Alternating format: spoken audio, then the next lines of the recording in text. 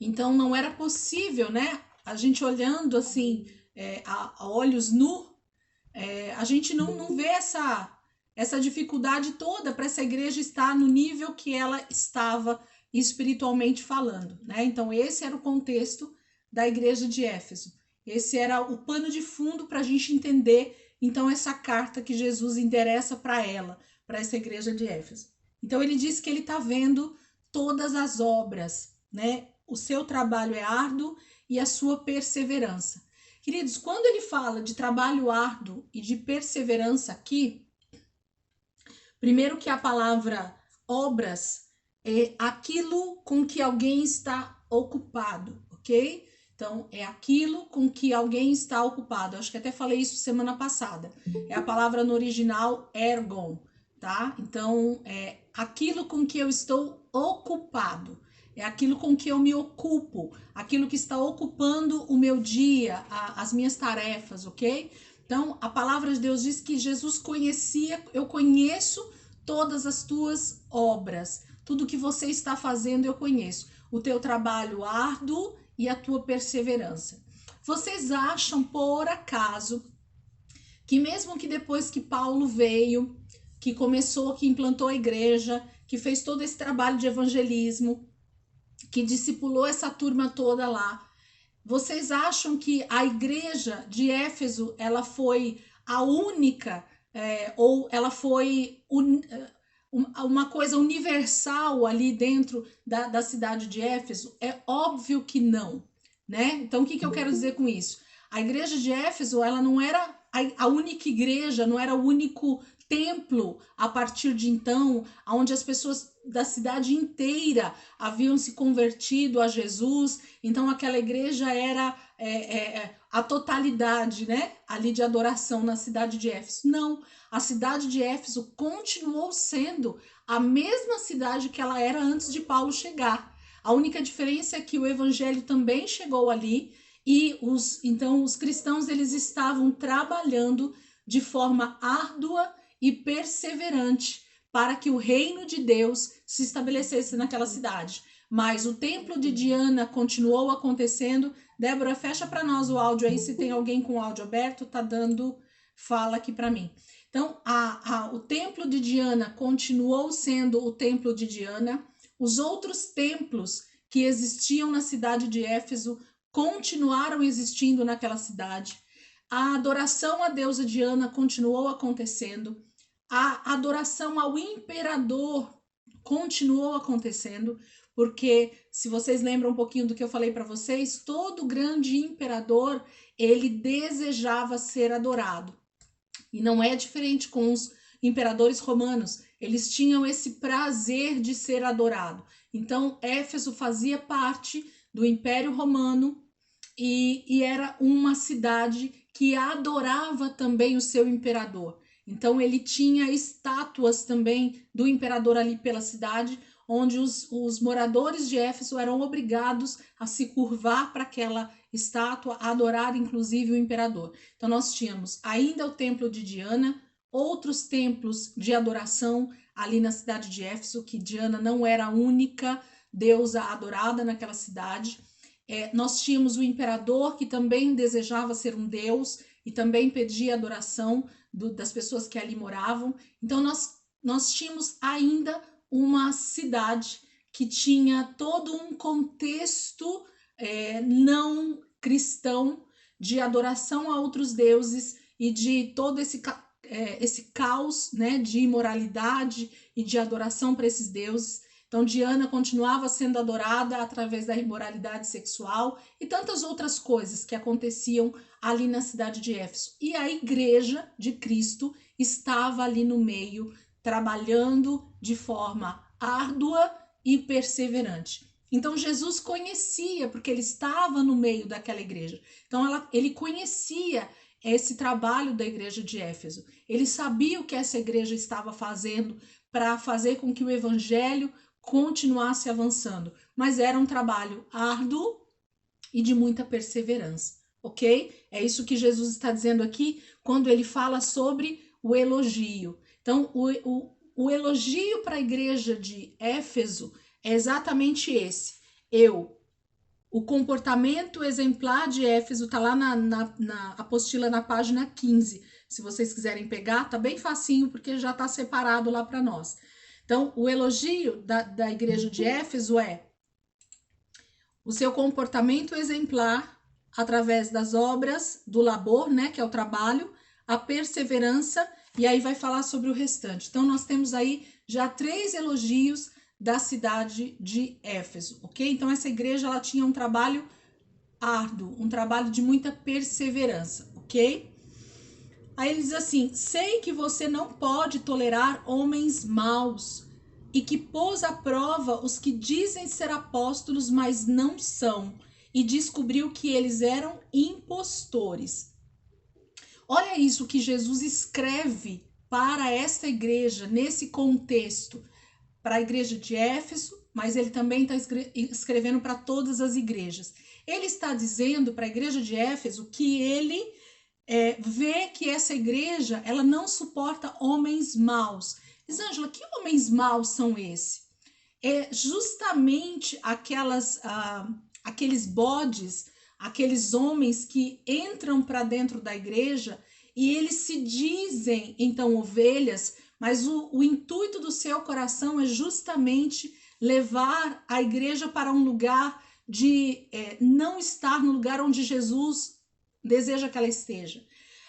O lugar que esses homens desejam que a igreja esteja é justamente contrário ao que o verdadeiro evangelho genuíno ele deseja de nós. Então, ele está falando para a igreja de Éfeso, para essa igreja, que ela não tolera homens maus.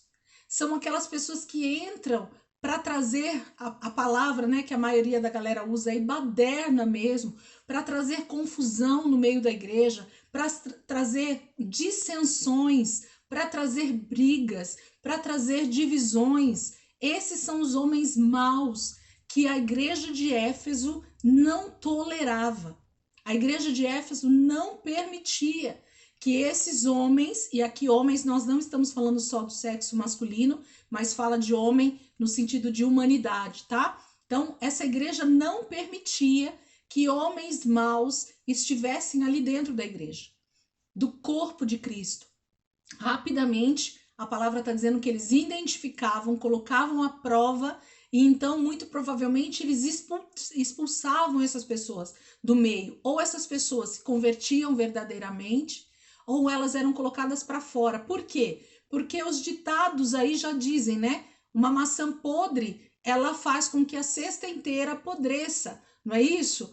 Algo que está fora do contexto do evangelho, fora do contexto da palavra, vai contaminar, não é isso? Um pouco de fermento leveda toda a massa. Então, se nós queremos ser uma igreja santa, uma igreja separada, uma igreja que está realmente fundamentada em Cristo, no evangelho verdadeiro e genuíno, nós não podemos suportar os homens maus. Assim como a igreja de Éfeso recebe esse elogio, que ela não suporta homens maus, pessoas que tentam justamente tirar o foco daquela igreja. Então diz, esse é um outro elogio que ela recebe. E ela também põe à prova os que se dizem apóstolos, mas não são. Então essa igreja, ela tinha um diferencial maravilhoso, que era uma coisa que a igreja desses últimos dias precisa buscar em Deus. Nós temos já falado isso quando a gente dá aula sobre os ministérios, sobre os dons do Espírito Santo, né? Eu tenho falado muito isso. O dom de discernimento de espíritos.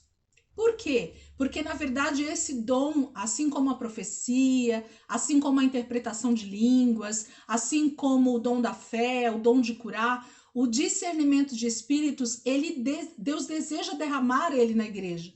Para que, Elisângela? Porque justamente nós vamos ser como a igreja de Éfeso, que consegue discernir que espírito está atuando na vida daquele homem, que aqui no caso é um apóstolo, então na vida daquele homem que está chegando na minha igreja, que está chegando no contexto do corpo de Cristo ali, e ele está pregando, e ele está ensinando, e ele está discipulando as pessoas ali naquela igreja, debaixo de um espírito de engano. Então, quando a palavra diz que Éfeso então colocava à prova, é porque Éfeso tinha uma base de ensino muito forte. Então, o foco da igreja de Éfeso era olhar para a palavra, era olhar para o ensino de Paulo, era de olhar para o ensino de João, era de olhar para o ensino de Priscila e Áquila, era olhar para o ensino de Timóteo, era para olhar para aquilo que eles já haviam ensinado. Então, nenhuma outra doutrina, nenhuma outra heresia, nenhuma outra palavra que fosse contrária aos fundamentos que Paulo já tinha colocado naquela igreja, que é Cristo, que é o Evangelho, que é a verdade da palavra, era colocado ali. Então, não era qualquer pessoa que conseguia chegar na igreja de Éfeso e conseguia falar algo e conseguia passar batido. Por quê? Porque aquela igreja ela estava fundamentada e ela buscava o seu discernimento espiritual dia após dia. Ela estava constantemente meditando naquilo que ela havia sido ensinado e meditando na palavra que ela já tinha. Aqui ainda, Paulo só tinha escrito algumas cartas e alguns evangelhos já tinham sido escritos. Então não era ainda tudo que estava disponível para essa igreja. Aliás, essa Bíblia que nós temos na nossa mão, mais uma vez eu vou salientar aqui para a gente, vou relembrar vocês.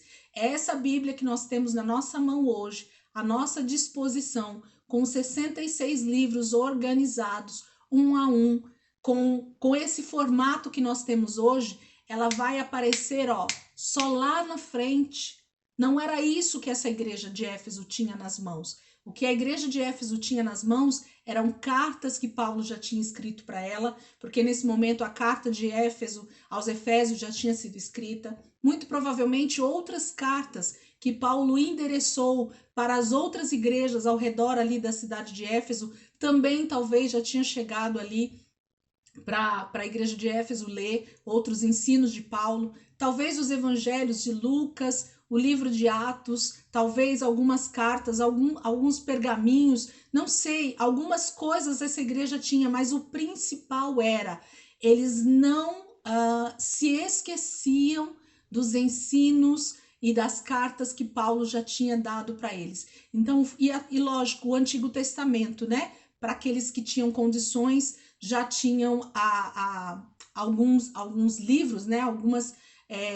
Alguns manuscritos do Antigo Testamento para eles poderem ler nesse momento aqui. Se não me engano, a Septuaginta já estava escrita, inclusive, também em grego, né? Então, eles tinham o Antigo Testamento e tinham as cartas que Paulo já havia escrito e outros escritos dos outros discípulos também. Mas essa Bíblia que nós temos na nossa mão hoje não era a Bíblia que eles usavam para pregar o Evangelho. Vamos abrir um parênteses aqui para nós. Lisângela, que evangelho então que esse povo em Éfeso, eles pregavam para fazer com que as pessoas criam em Jesus? O testemunho de que Cristo morreu e ressuscitou e está vivo à destra de Deus e vai voltar, vai haver a ressurreição e Jesus vai voltar para estar com a sua igreja, para ter vida eterna com ela. Esse era talvez um dos principais ensinos e uma das principais palavras ministradas pela igreja de Éfeso para que as pessoas então se convertessem. O poder de Deus se manifestava através do testemunho que eles davam a respeito de Jesus, a respeito de tudo aquilo que Paulo havia falado, ensinado, lembrado eles durante esses 3 anos. Ele tinha contado do que Deus já tinha feito, tanto em Jerusalém, quanto nas suas viagens missionárias. Então, tudo isso é que era recontado um a um em discipulado para que eles não esquecessem disso. Então, era esse o ensino que essa igreja tinha. E o contexto da cidade de Éfeso continuava o mesmo, porque o que a gente às vezes imagina, lendo essas passagens, é que a igreja de Éfeso ela vivia debaixo de uma redoma, né? Que eles tinham ali um povo que era convertido, e aí eles se fechavam no mundinho deles, e nada mais os afetava. Então a igreja ela ficava ali, né, guardadinha, bonitinha, congregando, e todo mundo ia lá para a igreja, como templo no caso, né? E eles cantavam louvores, eles adoravam e eles faziam tudo que a gente faz hoje, e esse era o contexto da igreja. Não, queridos, não. A cidade de Éfeso, ela era uma cidade importantíssima ali no porto do Império Romano, um dos portos, né, do Império Romano era a cidade de Éfeso. Essa cidade era comparada hoje, alguns estudiosos falam que é comparada a São Paulo. Então você pensa uma cidade como São Paulo, ok? No sentido de uma cidade cosmopolita, que eles chamam, né? Uma cidade de muito comércio, muitas nações passavam ali por Éfeso por causa do porto, pela passagem que ele dava para as outras cidades ali do Império Romano. Então é comparada à cidade de São Paulo, né? Ao estado de São Paulo, perdão, a cidade de Éfeso. Então você imagina a quantidade de tipos de pessoas, de religiões, de situações que aconteciam nessa cidade. E ainda assim a palavra de Deus diz, Jesus está elogiando a igreja de Éfeso porque ela está trabalhando arduamente e com muita perseverança. Esse é um dos maiores elogios. E diz que ela não tolera homens maus e que ela põe à prova homens que se dizem apóstolos, mas não são. Porque com certeza a igreja de Éfeso, depois que Paulo partiu, morreu, né? Que ele foi levado preso, depois que talvez Timóteo também já havia falecido, porque esse contexto da carta também, a maioria desses primeiros discípulos já haviam morrido por dar testemunho de Jesus, muitos foram martirizados, decapitados, mortos de diversas maneiras, então eles já não existiam mais, a igreja já estava praticamente numa segunda geração, vamos dizer assim, né? Ela já estava caminhando sem esses primeiros discípulos e mestres. Então eles tinham que caminhar agora com as suas próprias pernas e com todos os ensinos e fundamentos que eles tinham. E a igreja de Éfeso, ela permanecia fiel às suas raízes, aos seus ensinos, ao evangelho puro e saudável. Por isso ela não tolerava homens maus e colocava à prova se chegava alguém lá que se dizia apóstolo. Então, opa, você é apóstolo? É legal. Então, tá lá, o púlpito está à sua disposição. Você pode trazer o seu ensino para nós. Quando aquela pessoa começava, então, a ensinar a igreja rapidamente identificava, por eles conhecerem a palavra, conhecerem os ensinos, eles então identificavam que aquele homem era um impostor e ele com certeza era repudiado então pela igreja e não continuava ali no corpo de Cristo ensinando e tudo mais. Ou ele se convertia, ou ele buscava os verdadeiros ensinos para permanecer ali, ou eles não toleravam. Essa é a palavra que Jesus está usando aqui. Eles não toleram homens maus e eles põem à prova aqueles que se dizem apóstolos e não são. Uma coisa que eu quero enfatizar aqui para vocês, porque nós vamos entrar no contexto dos dias atuais depois, é dizer que os 5 ministérios, eles não acabaram. Até a volta de Jesus, todos os 5 ministérios, eles estão ativos no corpo de Cristo. E Deus deseja levantar, sim, ainda apóstolos, pastores, evangelistas, mestres e profetas. Ok? Então, se pastor não acabou, se evangelista não acabou, se profeta não acabou, se mestre não acabou, por que o apóstolo acabaria? Então, muitas pessoas repudiam esse ministério, por quê? Justamente porque muitos se levantam como apóstolos, mas eles não são. Então, a diferença é o ensino, o que realmente é o apostolado, né? É entender o que é esse ministério dentro do corpo de Cristo e então atuar debaixo de um envio do próprio Deus, ok? Então a gente precisa entender isso, mas a igreja infelizmente é muito imatura no que diz respeito a esses ensinos, não busca na palavra e por isso sofre, por isso fala coisas que não está escrito na palavra, ok? Os 5 ministérios, eles estão ativos na igreja. E Deus deseja levantar esses 5 ministérios sempre no meio da igreja, ok? Então é só para deixar essa ênfase, porque a carta é para nós, então nós devemos pôr à prova aqueles que se dizem apóstolos, mas não são, assim como a igreja de Éfeso. Mas nós vamos chegar lá nisso. Eu tô falando da igreja de Éfeso ainda, tá? Vamos lá, versículo 3, né? Vocês têm perseverado e suportado sofrimentos por causa do meu nome e não têm desfalecido. A igreja de Éfeso vivia dentro desse contexto que eu acabei de falar para vocês, de todo esse contexto. Mas ela era uma igreja que estava perseverando e suportando sofrimentos por causa do nome de Jesus, por causa do testemunho de dizer que era cristão. Queridos, a igreja no Brasil em especial, ou a igreja no nosso Brasil, no nosso contexto aqui que nós vivemos, não sabe o que é perseguição por causa do evangelho. Não sabe, ok? Nós não sabemos o que é ser perseguidos por causa de Cristo ainda. Talvez isso venha a acontecer nos últimos dias, mas ainda a igreja não sabe o que é isso no século 21. Só alguns países em especial é que realmente sabem o que é viver isso na pele. E o que é viver isso que a igreja de Éfeso vivia? Vocês têm perseverado e suportado sofrimentos por causa do meu nome. Falar que era de Cristo no Império Romano, falar que era cristão e não adorar o imperador, e não se dobrar diante da estátua do imperador, e não adorar Diana no meio de uma cidade que era extremamente idólatra a Diana, em que cada canto da cidade existia uma estátua dela ou outras estátuas de outras imagens. E para você comercializar qualquer coisa na cidade de Éfeso, você tinha que estar no meio dessas pessoas que eram idólatras. Muitas vezes eles sofriam por não poder estar fazendo negócios com o povo ali da cidade ou participar de muita coisa ali em Éfeso por causa dessa questão de não serem adoradores a essas imagens.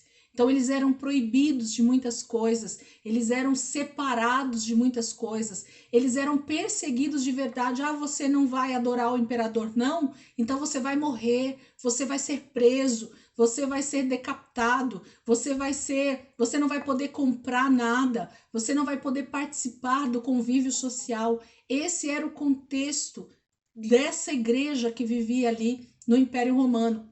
Então, nesse momento, o Império Romano perseguia ferozmente cada um dos cristãos ao redor do Império Romano. Então, onde se dizia ser cristão, você era perseguido. Essa era a igreja de Éfeso. Esse era o contexto que essa igreja estava vivendo nesse momento da história. Então, dizer que era cristão era motivo de morte, era motivo de perseguição, era motivo de não poder fazer negócios na cidade onde você morava. Muitas vezes era motivo de você não poder ter uma vida social bem-sucedida porque você era cristão, porque você era seguidor de Jesus, porque você não adorava a deusa Diana, que era a deusa que trazia prosperidade para aquela cidade. Então você era separado, você era visto com maus olhos por todas as pessoas. Então você era o ET da cidade. Então essa era a maior dificuldade também que esses cristãos viviam na cidade de Éfeso. Eles tinham todo esse contexto ali dentro daquela cidade. Então o versículo 3 fala muito bem sobre isso, né? Você tem perseverado e suportado sofrimentos por causa do meu nome e não tem desfalecido. Queridos, eu li um trecho de um livro falando sobre esse termo desfalecido e me alegrou demais, porque esse é o contexto de uma igreja que entende que ela está na terra por um propósito e que a vida eterna é a expectativa e a esperança desse povo. Nós não temos os nossos olhos voltados simplesmente para esse momento da história. E não estar desfalecido aqui no contexto bíblico e do que essa igreja então vivia era Ainda que tudo isso que eu já falei aqui para vocês estava acontecendo, a igreja de Éfeso, o povo, os cristãos da cidade de Éfeso, eles eram felizes. Eles viviam com contentamento, eles tinham alegria no Senhor, eles tinham uma esperança viva, eles estavam ali fazendo aquilo que eles sabiam que era o certo a se fazer. Em meio a uma sociedade decadente, o que é que eu e você vamos fazer? Queridos, olha ao nosso redor e você vai entender o que o povo de Éfeso vivia. Eu ainda não vou entrar nesse contexto, vamos ficar aqui, mas se a gente olha para os nossos dias, a gente já entende um pouco do que essa igreja vivia e o que é não desfalecer.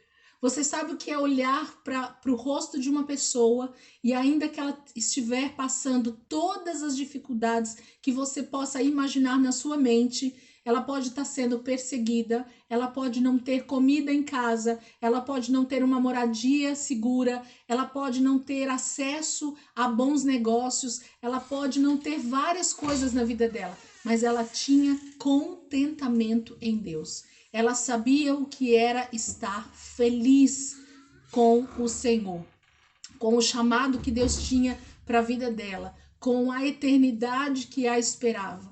A maioria dos homens e mulheres que morreram debaixo de martírio, queridos, ao longo da história da igreja, eles morreram debaixo de contentamento. Na história, quando a gente lê heróis da fé, quando a gente vê as pessoas que passaram pelo martírio, aqueles que verdadeiramente eram cristãos, que tiveram a sua vida realmente, que eles nasceram de novo da água e do Espírito, que eles entendiam o que a palavra de Deus tinha chamado para a vida deles, eles morriam debaixo de contentamento, de entendimento de vida eterna. Esse era o maior entendimento na mente e no coração dessas pessoas. Então, a igreja de Éfeso, ela era uma igreja que não desfalecia. Ela estava feliz em Deus por tudo que ela estava vivendo, ainda que tempos difíceis eles estavam passando. Eles sabiam em quem eles estavam crendo, para quem eles tinham entregue a vida deles. Esse era o principal foco da vida da igreja de Éfeso. Versículo 4. Contra você, porém, tenho isto. Então, ainda que essa igreja tinha tudo isso que nós falamos até agora, vamos ver agora qual é a parte que Jesus, andando no meio dela, ele estava achando algo que ele precisava ainda corrigir, que ele precisava ainda alertar. Aí ele diz assim: contra você, porém, tenho isto. Você abandonou o seu primeiro amor. Lembre-se de onde caiu. Arrependa-se e pratique as obras que praticava no princípio. Então vamos separar, né? Vamos começar. Contra você, porém, tenho isto. Você abandonou o seu primeiro amor. É contra quem que Jesus está pedindo para João escrever? É contra a igreja? As igrejas? O que a palavra está dizendo aí na Bíblia de vocês? Contra as versões aí, não sei se está muito diferente. Deixa eu ver na minha outra versão como é que está esse versículo. Quem quiser citar aí um pouquinho. Contra você. Mais alguém? Versículo 4. O que está escrito?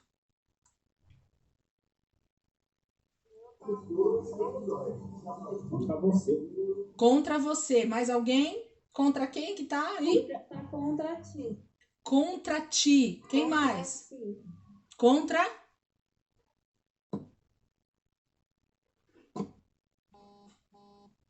A minha outra versão tá assim: tenho, porém, contra ti, né? Então, esse pronome, eu não me lembro agora no português, me ajuda aí quem é bom no português. Esse pronome, ele tá no singular. Então, vamos ficar atentos a isso, né?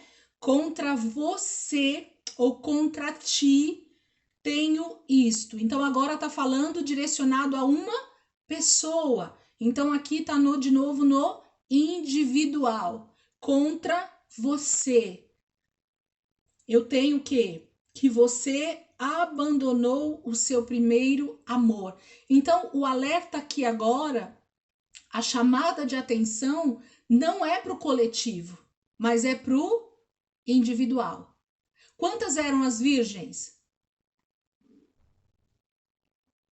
10, ok? Mas quantas eram prudentes e quantas eram imprudentes? 5. Prudentes e 5 imprudentes. Certo, mas todas elas eram virgens. Nós não falamos isso? Todas elas eram crentes. Todas elas eram corpo de Cristo, ok? Então, todas elas estavam no mesmo contexto, mas existiam aquelas que eram e aquelas que não eram. Então, a correção, o chamado ao arrependimento, queridos, nunca vai ser no coletivo. Nunca vai ser no coletivo. O arrependimento, ele sempre vai ser para o individual, ainda que dito no coletivo, porque aqui a igreja era endereçada à igreja de Éfeso, ok? À igreja em São Paulo, à igreja no Brasil, à igreja no mundo, ok? Mas a chamada ao arrependimento é contra ti, contra você. Então, opa, aqui Deus começa então a dizer, é para cada um.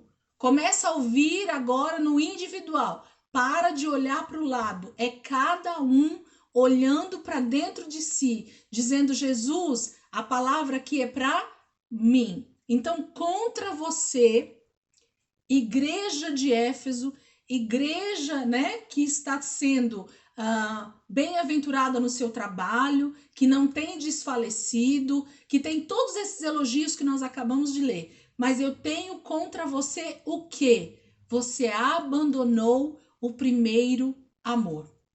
Então aqui começa o primeiro alerta. E aqui eu vou falar para vocês algumas palavrinhas aqui no grego para a gente poder entender esse contexto que eu anotei aqui para gente. O abandonaste aí, no grego, é a palavra afieme. É A-P-H-I-E-M-I, afiene, apieme, qualquer coisa assim.